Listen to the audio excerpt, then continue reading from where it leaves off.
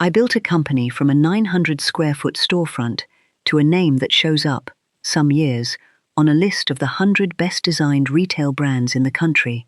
And I nearly died from a cup of tea, made by my husband's own hands, in our own kitchen, on ordinary Tuesday mornings, while the radio played and the dog scratched at the back door to be let out, and he told me he loved me and handed me the cup. I want to say that slowly, because it took me the better part of a year to be able to say it at all. My husband poisoned me, not once, dramatically, in a scene out of a movie. A little at a time, patiently, in the one small ritual of our marriage he had never once let me take over in 21 years. Sit down, I've got it, let me bring it to you. I used to tell people that was the most romantic thing about Grant. My husband makes my tea every morning, first thing, before I've even found my glasses. I said it like a punchline about how lucky I was. It was, instead, the delivery system. My name is Renée Calloway. I'm 52. I'm the founder and CEO of Calloway Co, which started as a single storefront on a street nobody wanted to rent on. The awning was actually crooked when I signed the lease. I never fixed it for the first year because I couldn't afford to, and is now carried in showrooms across 11 states. I built almost all of it myself, on maybe 5 hours of sleep a night for a decade, with an eye I trust more than almost anything else about myself. I am telling you that not to boast. I'm telling you because you need to understand, before I go any further, that I am not a woman who misses things. I can read a spreadsheet, a fabric swatch, a supplier's face half a second before he lies to me about a shipping date. It is the entire reason I have anything at all, and I did not see my own husband trying to kill me, in my own kitchen, for the better part of a year. I'm going to tell you exactly how that happened, in the order it happened, because if it can happen to a woman who reads a room for a living, it can happen to anyone, and I think that's worth more than your attention. I think it might be worth your life. Grant and I met when I was 29, 3 years into the business, broke in the specific way you're broke when everything you own is sitting in inventory on a showroom floor and you're eating crackers for dinner to make payroll. He was an accountant, methodical, unhurried, and after years of living like I was outrunning a fire, being near him felt like standing on solid ground for the first time in my adult life. I remember our third date with a clarity I still don't fully understand, given everything I know now. A diner at midnight, after he'd helped me reconcile a books disaster that would have sunk the company, both of us punch-drunk with relief, him reaching across a formica table sticky with syrup to take my hand and say, "You're going to be enormous, Renée." I can see it already. He believed in me before the numbers gave him any real reason to. We married when I was 31. For a long stretch after that, 15 genuinely good years, and I need that on the record, because it changes the shape of everything that comes after. We were a real team. He carried what I didn't have room for. I carried what I was good at. It worked, the way good things work, quietly, without anyone examining it too closely. The company outgrew both of us eventually, the way nobody warns you it will. Somewhere around year 14, Calloway Co became an actual company, a board, real revenue, a valuation that made our lawyers use the word significant with a straight face. And Grant, who'd never worked inside the company, kept his own small accounting practice, his own separate territory, started, slowly, to get smaller, quieter at the parties where people leaned past him to ask me questions, a little sharper about small things, the thermostat, whose turn it was to walk the dog. I told myself it was an adjustment. Every marriage adjusts when one person's career outpaces the other's. It did not once occur to me that adjustment was the wrong word for what was actually happening to my husband, 1 degree at a time, in a house I thought I knew every inch of. By the time I turned 51, the company was worth, by the last valuation, north of $40 million, and I owned the overwhelming majority of it. That was the year Grant, gently, sensibly, he was still, out of 2 decades of habit, the one who handled our personal finances, suggested our estate planning was years out of date. I remember the exact morning. He'd made tea, the good ceramic mugs we only used for anything that felt like an occasion, and he'd printed everything out at the kitchen island, tabbed in blue, and I signed where he'd flagged, because I trusted this man with numbers the way I trusted my own hands with a swatch of linen, and it never once crossed my mind to read past the tabs. I want you to hold on to that morning. The tea, the blue tabs. I'm going to come back to it, and by the time I do, I promise you it will look like an entirely different scene. The symptoms arrived small enough that I blamed everything else first, one by one, the way you'd work through a checklist. I was tired in a way that 8 hours of sleep didn't touch, a heavy, sludgy exhaustion that sat behind my eyes by 10 each morning. I got dizzy standing up too fast, low blood pressure, I told myself, or the stairs to my office, or simply being 51 and running a company across 3 time zones. There was a stretch of stomach trouble I blamed on airports. My hands developed a fine tremor I started hiding by wrapping both of them around my coffee cup in board meetings. I told everyone, told myself, most of all, that I needed a vacation I had no intention of taking. Here is the detail that still turns my stomach when I sit with it, because it was in front of me the whole time. The symptoms were always worse on weekday mornings, always. They eased, unmistakably, on weekends, when Grant and I slept in, and I made my own coffee, or on the handful of work trips a month I took alone. Some small, buried part of me noticed for months. I even said it once, half joking, to my assistant Marisol, from an airport lounge. I swear I feel human again the second I leave the house, and we both laughed. It sounded like a joke about a demanding marriage, not a description of a crime in progress. The morning it stopped being a joke was a Tuesday in October. I was 20 minutes into a board presentation I'd worked myself sick over, standing at the front of a glass-walled conference room with 11 faces watching me. And then the room began to tilt, gently, the way a boat tilts under you, before you understand you're on water at all.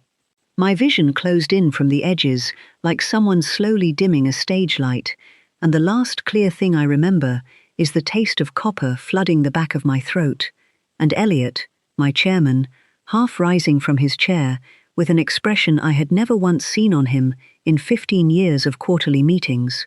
Not concern, exactly. Alarm.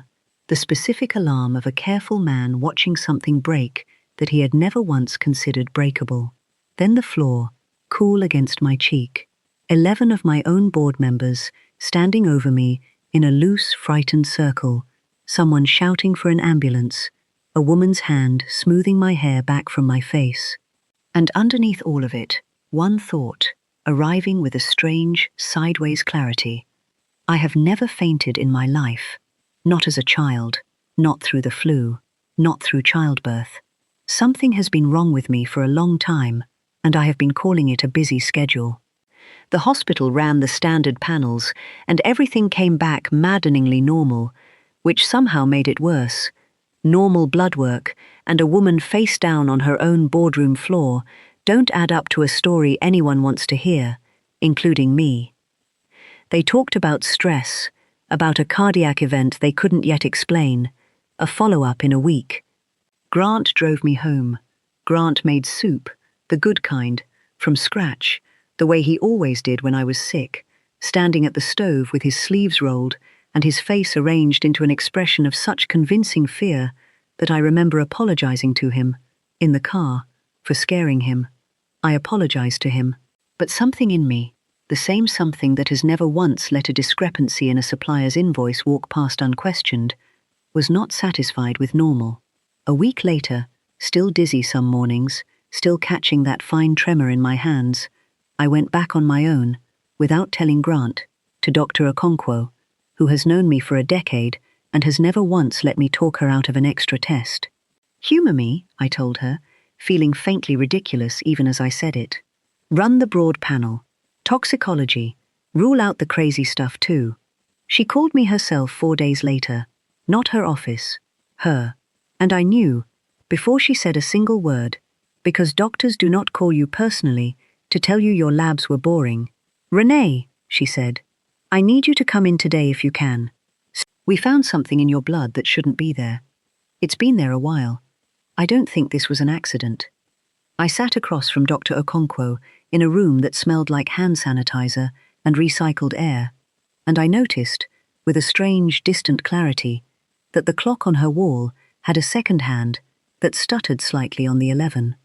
I remember that stuttering second hand more clearly than almost anything else from that hour, because it was the only thing in the room I let myself look at while she said the sentence that ended my marriage without my consent. This kind of exposure doesn't happen by accident, and it doesn't come from your environment or your work, she said, watching my face the way you watch someone standing near a ledge. This is something someone would have had to give you, repeatedly, over a long stretch of time. I have to ask you directly, is there anyone who prepares your food or drink on a regular basis? Anyone with consistent, private access? I want to tell you the first thing I felt, because it surprised me. It was not fear of dying. It was a flush of pure, humiliated fury, the fury of a woman who has spent 23 years catching everyone else's mistakes before they cost her a nickel, realizing the biggest one of her life had been standing at her own stove every morning, humming along to the radio. I did not cry in that office. I sat very still while the entire architecture of my adult life, the company, the marriage, the tea, the diner table sticky with syrup, silently rearranged itself into a different building, the way a house looks entirely different once you learn there's a hidden room in it you've walked past 10,000 times. I asked Dr. Okonkwo exactly what she needed to be certain, and how fast, because the part of me that once talked a bank into a loan on nothing but nerve had already, quietly, taken the wheel. I did not go home and confront him. I sat in my car in that parking garage for 40 minutes first, hands white-knuckled on the wheel, before I trusted myself to drive. I have spent 23 years learning one lesson that applies to nearly every hard thing I've survived. You do not confront a threat before you understand its full shape, because the second it knows you know, it adapts, it hides, and you lose the only real advantage you had. So that night, I stood at our kitchen island and let Grant hand me a mug of chamomile instead of my usual, since your stomach's still off, and told him the doctors thought it might be some kind of autoimmune thing, still testing. I watched him receive that lie with visible, practiced relief, and felt something in me that had loved this man for over 2 decades go very quiet, very cold, and start treating my own marriage like a hostile audit. I stopped drinking the tea the next morning. Dry toast, I told him, doctor's orders. And I watched the dizziness and the tremor ease within 4 days, far faster than any autoimmune condition on this earth resolves. I wrote that down, dated it. Because somewhere in that parking garage, I'd already understood that whatever came next needed a case built out of documents and timestamps, not a wounded feeling I could be argued out of at 2 in the morning by a man who was very good at reasonable explanations. Before I go on, let me pause for just a moment. If you are enjoying this story, please subscribe. There's a lot more where that came from. There was one night, about a week into watching him, that nearly cost me everything. Grant came home late from what he said was a client dinner, unusually warm and funny, pouring us both wine, and for 1 long hour I let myself simply be his wife again, laughing at his stories, leaning into his shoulder, feeling the old, easy weight of 21 years. Half a glass in, I nearly told him. The words were right there. I know what's in the mug. I felt them rise in my throat, like a held breath, finally letting go, and it was only the memory of Dr. Okonkwo's stuttering clock that got me up off that couch, into the kitchen, running cold water over my wrists, until the moment passed. I understood, standing there, how a person survives 21 years of marriage to someone and still nearly hands them the only advantage they have left. That was the hardest night of the whole ordeal, not because I was in danger in that moment, but because some part of me still wanted, badly, for none of it to be true. I spent the next 3 weeks running a $40 million company by day and a quiet, cold investigation by night, and it cost me something I'm still, a year later, adding up. I hired a private investigator through a lawyer friend who could keep it privileged, paid in a way that left nothing for Grant to find in accounts he still had some visibility into. I had our home wired by a security firm, discreet cameras angled at the kitchen counter, tight enough to capture hands and containers, clean enough to hold up in court, and using nothing more suspicious than my own long-standing access to our joint accounts, I began pulling threads, patient and unhurried, the way I'd untangle a supply chain problem. The insurance increase, read now, in a completely different light, a very large number attached to my name, filed 11 months before my first identifiable symptom, a separate account, easy to miss unless you were looking, feeding something I didn't understand until I found the second thread, a rented apartment across town, paid month after month, under a name I didn't immediately place. Her name was Sienna, 34. Marketing consulting. On paper, though 3 weeks of cold research turned up remarkably little actual work. I sat with her name glowing on my laptop at midnight, my husband asleep down the hall, and felt something I hadn't expected: relief. For one terrible week, I'd wondered whether I was constructing an elaborate story to explain symptoms with some other cause. The apartment, the transfers, the name. They told me I wasn't imagining anything. I was, if anything, still one step behind exactly how thorough he'd been. The cameras confirmed it on a Thursday morning, 17 days after I'd stopped drinking the tea. I wasn't home when it happened. The footage, when I watched it later in my lawyer's dimmed office, hands flat on the table to keep them steady, was one of the worst things I've ever seen. Worse than the fainting, worse than the diagnosis, because of how ordinary it was. Grant, in his grey robe, humming the same tuneless 3 notes he'd hummed for 21 years, making 2 cups, one for himself, and one for a wife he believed was 3 towns away. I'd left instructions with Marisol to have any leftover tea saved, rather than dumped, on the pretense of a new health kick. He'd kept making it anyway, just in case she changes her mind, he told our housekeeper warmly, and the camera, in clean, time-stamped colour, showed his hand dip into his robe pocket and add something small to the mug, with the unhurried ease of a man salting a pot of soup he'd made 1,000 times. I don't need to describe what the lab found in that exact batch, tested afterward.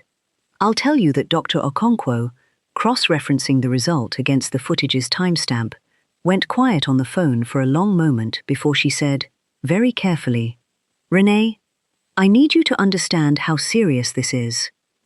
What's in this cup, sustained over the time frame we're looking at, was never designed to make you sick. It was designed to eventually kill you, in a way that would have looked, on paper, close enough to natural." I called the police that afternoon from my lawyer's office, counsel beside me, a folder in front of us holding the lab results, the insurance filings, the transfer records, the apartment lease, and 17 days of footage showing a pattern too consistent, too deliberate, and too many separate mornings to be explained away as anything but exactly what it was. I did not confront Grant myself. I know some of you are waiting for that scene, the folder thrown down on the kitchen island, the moment he has to look at what I found. I used to believe that was where power lived too, in the confrontation, in making someone watch your face while you show them what you know. I've learned something different this year. Power, when someone has tried to kill you, is not a scene. It is a process, carried out by people whose entire job is making sure a dangerous man cannot talk, charm, or threaten his way out of what he did. I let the detectives make the arrest. I wasn't in the house. I was, at that exact hour, in a glass-walled conference room at Calloway Co, finishing the same quarterly presentation I'd collapsed in the middle of 5 weeks earlier, because I had promised myself, on that boardroom floor with the copper taste still in my mouth, that if I survived this, the company was never again going to be something taken from me while I wasn't looking. I finished it standing on my own 2 feet. My hands did not shake. I heard about the arrest itself only in pieces, later, and I've kept most of them to myself. The one detail I can't put down: he was in the garden when they came for him, and he set down what he was holding very carefully before he went with them, instead of dropping it. 21 years, and that's the image that stays with me. Not the fury, the tidiness. I want to tell you what happened to Sienna, because it surprised me. Whatever she did or didn't know about Grant's marriage, the moment his name hit the local news, attempted poisoning, a $40 million company, a wife who'd survived. The apartment lease stopped being paid, obviously, and she was gone from his life within the month. Gone the way people go when the only thing holding them in place turns out to have been someone else's money. I don't spend much time wondering where she is now. She was never really the point. She was a symptom of the same thing the tea was. A man who'd decided, somewhere around year 14, that he deserved a bigger life than the one he'd actually built, and never once considered that the fastest route to it ran directly through me. I walked back into Calloway Co 3 days after Grant's arrest, in the same charcoal blazer I'd been wearing the day I collapsed, a small private argument with my own body about who was actually in charge of it. I called a full board meeting and told them exactly what had happened, that my husband had been poisoning me to inherit an insurance payout and eventually control of this company, and that I intended to keep running it for a great many more years. Anyone who'd quietly begun sketching a succession plan behind my back, and I could see, in a few faces, that some had, should recalibrate immediately. Nobody spoke for a long moment. Then Elliot, my chairman, a gruff, careful man who has never once in 15 years told me anything he didn't mean, stood up and said, "Understood, Renée. Welcome back." And the meeting simply continued to the next agenda item, as though a woman announcing her own husband had tried to murder her for a company was, in that room, one more piece of hard information to be absorbed and worked around, which I think is precisely the respect I'd spent 23 years earning, and precisely what I needed most in that instant, more than sympathy, more than anyone's tears. I won't tell you it doesn't cost me anything. This evening, a year on, I sold the house that spring, quietly, no bonfire of a decision, just retiring a piece of equipment that had done its job and couldn't be trusted with the next one. The new kitchen is one I chose myself, and the counter where I make my tea faces a window instead of a doorway. I like being able to see what's coming now. I don't think that will ever fully go away, and I've stopped waiting for it to. But I make my own tea every single morning in the one good ceramic mug I kept, because I decided, somewhere around month 4, that I was not going to let one man's 21 years of patience take a small, ordinary ritual away from me for the rest of my life. I choose the leaves myself now, from a shop 2 blocks from my new office. It's a small, private ceremony belonging to a life I get to go on having, and I don't need anyone to know about it for it to be true. Here is what I want to leave you with. I built a company by learning to notice what other people missed. A bad number hiding inside a good quarter, a supplier's half-second hesitation before a lie. And the hardest thing this year taught me is that the same instinct was almost not enough to save my own life, because I'd been trained to hunt for danger everywhere except the one place we're taught never to look. The hands that make us tea every morning and tell us they love us while they do it. I'm not telling you to suspect the people you love. Most people are exactly who they appear to be, and I won't let Grant cost me that too. But if something in your body has been quietly wrong, longer than makes sense, and you've been calling it stress or a busy season, trust the pattern, not the explanation that comes bundled with it. If your body only misbehaves in one house, around one person, on one schedule, that's data, not paranoia, and you're allowed to follow it to the bottom for exactly as long as it takes. I built a company out of a storefront with a crooked awning nobody else wanted, and I'm going to keep building it, one honest cup of tea at a time.